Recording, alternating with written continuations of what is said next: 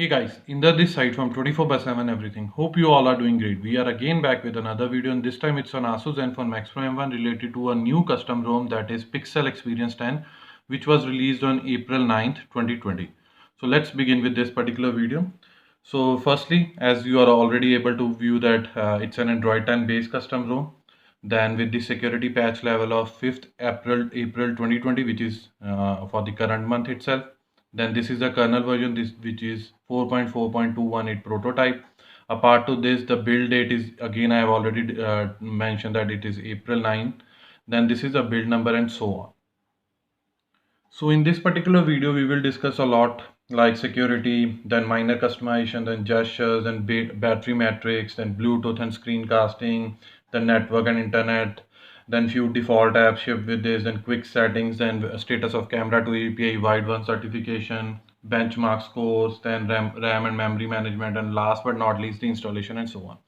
So let's start with this. So firstly, this is an official build by the Pixel Experience team. Apart to this, we have a provision of OTA updater. So if I'll be clicking here, if it will have a new update, it will show me here. Like at this moment, it is saying that no new update found. Apart to this, in the same section, we have gesture. So we can select any. So by tapping on gesture afterward, then system navigation. So here you will find three different types of navigation. One is gesture navigation, which is shipped with the Android 10 itself, then 2 button and 3 button, which are already since Pi and so on. So you can select any of your choice. Just for the video part, I always prefer 3 button because it is more convenient to use while creating videos. So now let's discuss about the very new function that has been added to the custom ROM. Although this is present in many like in your stock ROM and so, but since the time Android 10 was launched, in any of the custom ROM it was not like provided. But now you are able to view the face unlocking. So in security, pin, pattern, swipe, password, all are working absolutely fine. Fingerprint scanning is also working fine. And with this update, we have added they have added face unlock and I have added my face and I'll show you the demo as well. Firstly, let me show you the demo of fingerprint scanning. So it is working absolutely fine. Let me do one more time. It is working fine. Let me do for the last time. So as compared to the other custom ROM, like sometimes we had to press harder on the fingerprint scanner. So I haven't faced this issue on this particular ROM, and I am using this at least from last 4 to 5 days, and it is working absolutely fine, butter smooth in terms of fingerprint scanning. Now let's discuss or demonstrate on the face unlock. So let me press. It has like unlocked me. Let me do. All my fingers are in front. I'm not using fingerprint scanner. Let me do one more time.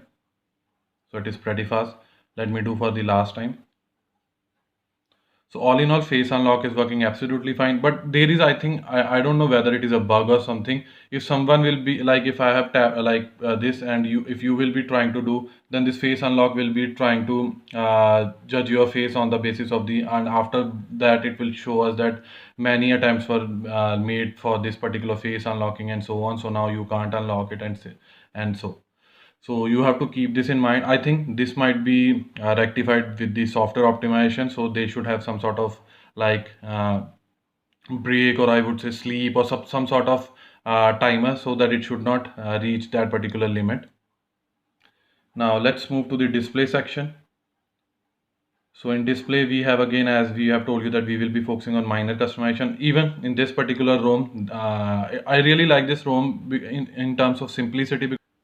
They do not overwhelm you by providing the unnecessary settings which all users never do. It's only for the advanced user or who really wants to customize their phones and so on.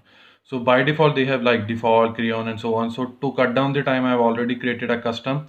So so before that, let me switch to default and let me apply. So now let me show you.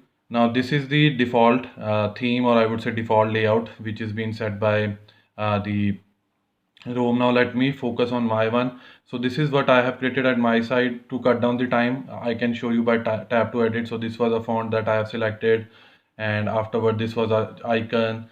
Then this was a color, and afterward this was a icon shape, that is teardrop, and so on. So I have just named it on my name, that is in the. Now I'll be going to tap it and apply it. So it has already been applied, and now everything will be changed in terms of teardrop, in terms of icon shape, then icon sizes and so on. In the same sense, you have wallpaper. You can select, you can choose any alive wallpaper. Like at this moment I'm using alive. If I'll be changing, so it is like moving, and so So again, I really like this particular thing in terms of very minor customizations. Okay, apart of this, there is one more thing in display section itself. So that is always on display. So AOD, let me turn it on, and now if I'll lock my screen, the AOD display will be turned on. So again, like you can play with those particular styles and wallpaper. On the basis of that, it will appear here. Apart of this, I know this option is already available since Android Pie, that is show lockdown, but you can even turn it on and just press power button. It will show you this lockdown button. Now let's discuss about the battery. So this is the vital part which all of the users are keen to know, that what's the battery backup and so, and what's the consumption and so. So now let's discuss about the battery consumption. So while using while using for a light usage, or I would say normal usage like web browsing, social networking, videos, audio and playbacks and etc., the battery consumption is really good and satisfactory. So there is no problem with that. And if you are playing games, so we'll discuss few things on that as well. So while playing PUBG Mobile, like in a gameplay of 1 hour and so, so the battery was like consumed was nearly about 16 to 18%, and I have used the graphics as HD and frame rate was high. Let me show you the same here as well. So like I was mentioning that I was using HD graphics with high frame rate. So those values, that is 16 to 18% of battery consumption, was related to that particular 1 hour of gameplay using these high-end settings. And apart to this time I have also like noted down the temperature while playing the game. Before starting the game, the temperature of my device was nearly about 31 degree, and afterward when I have completed the one hour of gameplay, the temperature was nearly about 41 degrees. So you can imagine it is just like starting of summer. So it has nearly increased the temperature from 31 degree to 41, which is almost 10 degrees. So I think a developer should focus on this. Now, even I'm not sure because I was using this protective case as well. So maybe that might have also generated. You can also try the same at your side by like putting on protective cover and apart by removing it. So you can also provide your feedback on in the comment section below. And apart of this, while playing the 1 hour of gameplay for the Call of Duty, the battery consumption was 13 to 15%. And again, I was using these high-end settings available like graphic quality medium, then frame rate high.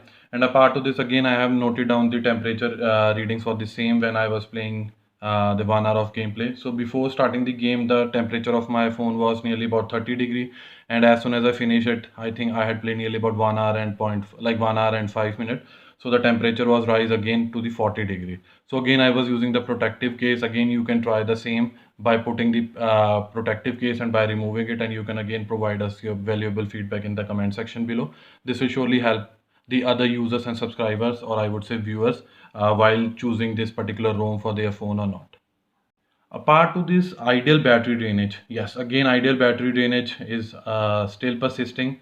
So I would say 5 to 6% of ideal drainage I have like faced in a span of 9 to 10 hours.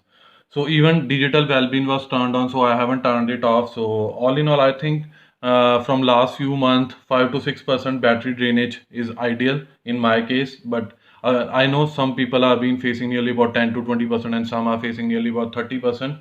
So all in all, I think they should either reset their phones and so on, or either they can use they can do battery calibration and so.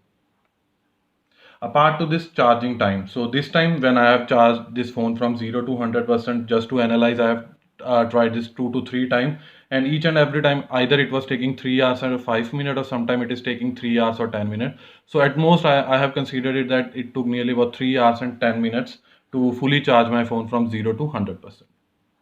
Now let's discuss about the connected devices. So basically in connected devices, Bluetooth is working absolutely fine both for both the file transfer and for the audio as well. Apart to this screencasting, it is working absolutely fine out of the box, so there is no glitch or no bug with it.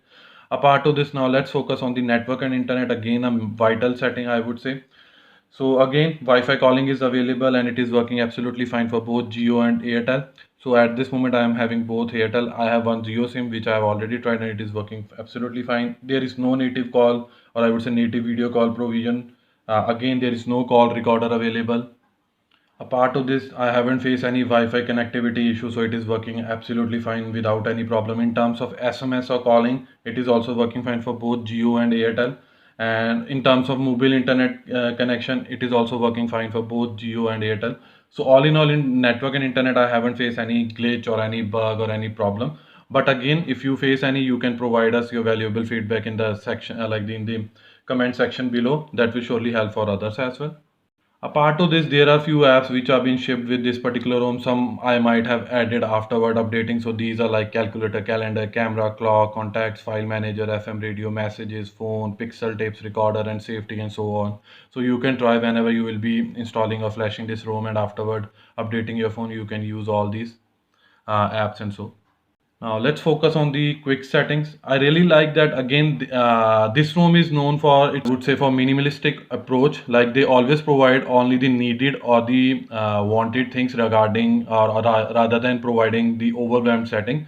So all in all, everything is working fine. Like be it Wi-Fi, Bluetooth, mobile data, aeroplane mode, hotspot, location, data saver, screencasting, and so on.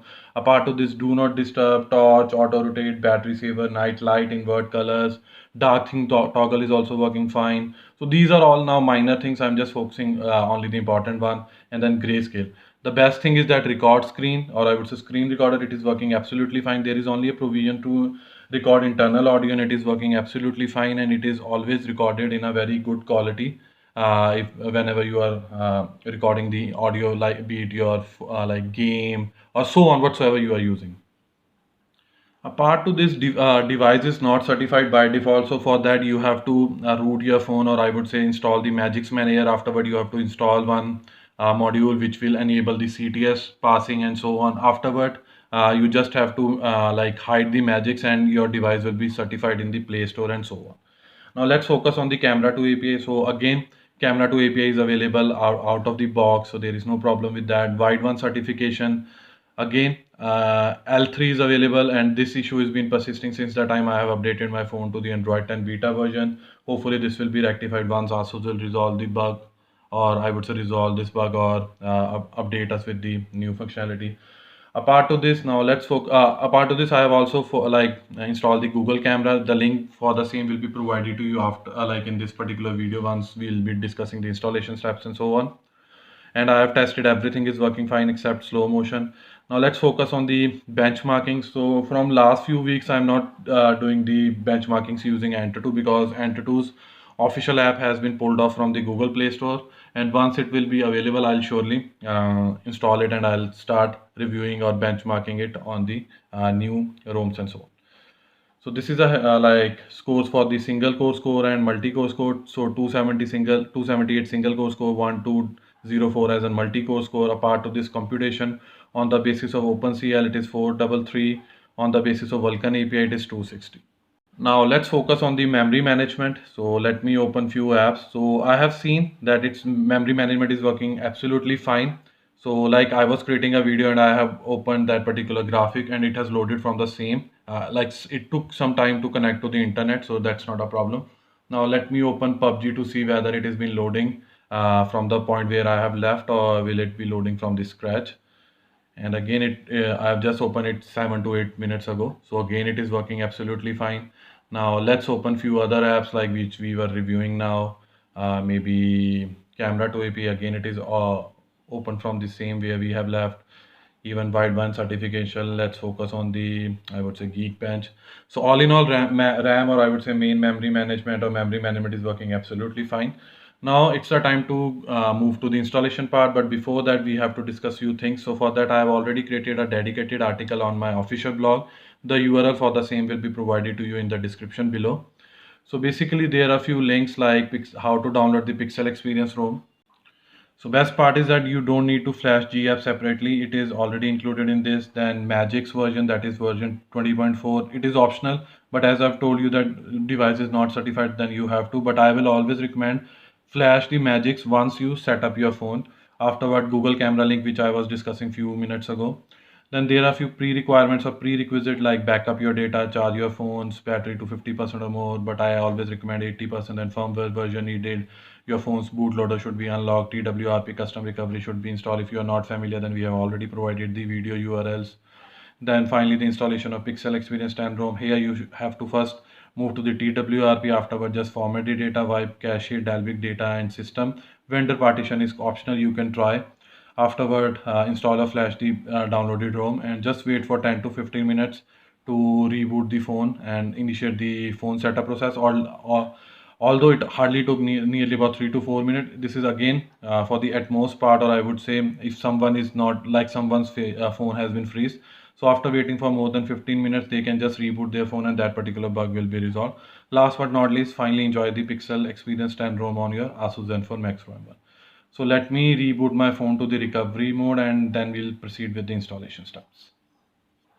So finally we have been booted to the TWRP recovery mode. We are on the home screen of TWRP. According to the blog instruction, first we have to tap on wipe, then we have to focus on format data. Here we just have to like type yes to confirm, and it will hardly take 3 to 4 seconds to format it. Afterward you just have to move back again. Back here you have to move on advanced wipe. Here you have to select 4 different partition. One is Dalvik, cache, data and system. Let me repeat it: Dalvik, cache, data and system. Afterward just swipe to wipe it. Again it will take 2 to 3 seconds to do its magic in the background. Afterward just move back again, back until and unless you move to the home screen of TWRP.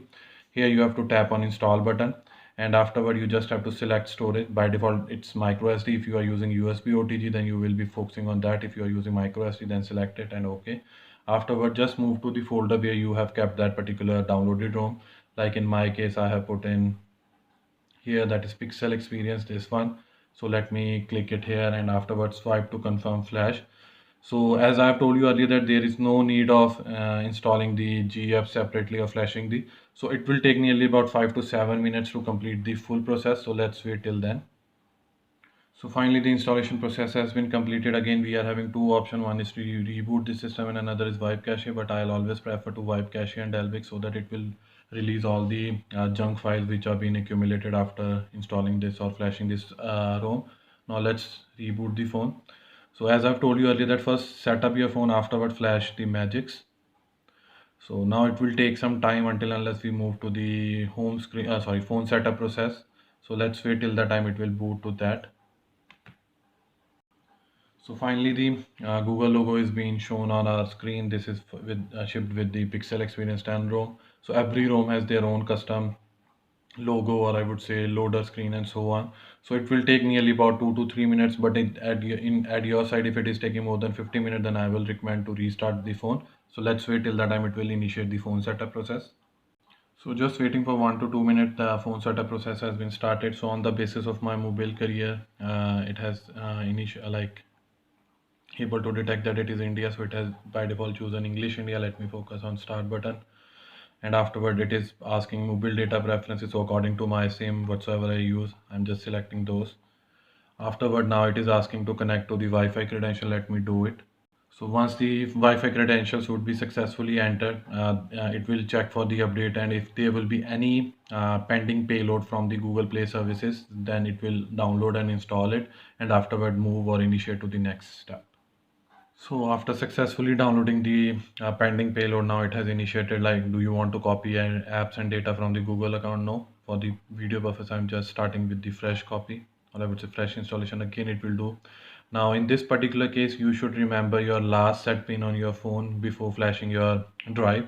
So let me enter it. If you do not remember it, if somehow it is not working, then you should be aware about the Google account associated with your phone before flashing this. So again, I'm just keeping the Google sign-in process because everyone is aware about this, just to cut down the time so that we can move to the other steps. And again, I've already demonstrated you the fingerprint scanning and so on, so it is working absolutely fine. There is no problem. That's why I'm just skipping it. Now it is just finishing the final steps. So next. So this is the by default navigation gesture that are being shipped. So but for the video preferences, I always choose those three button. So all these are the apps that we had discussed in the video as well that are being shipped with this particular ROM. So you can even try. Let me just confirm you one last time that we are on the same ROM after installing. So again, the Android 10, Pixel Experience, and so on. So this was all from our side related to the Pixel Experience 10 ROM, which was launched on April 9th with the security patch level of April 5th, 2020. Hope you like this video. If you really like this video, kindly share this with your friends and family. And apart from this, please subscribe to our channel because this will surely motivate us and boost us to create more videos like this in the coming future. Finally, it's the time to sign off now. Bye for now. Thanks.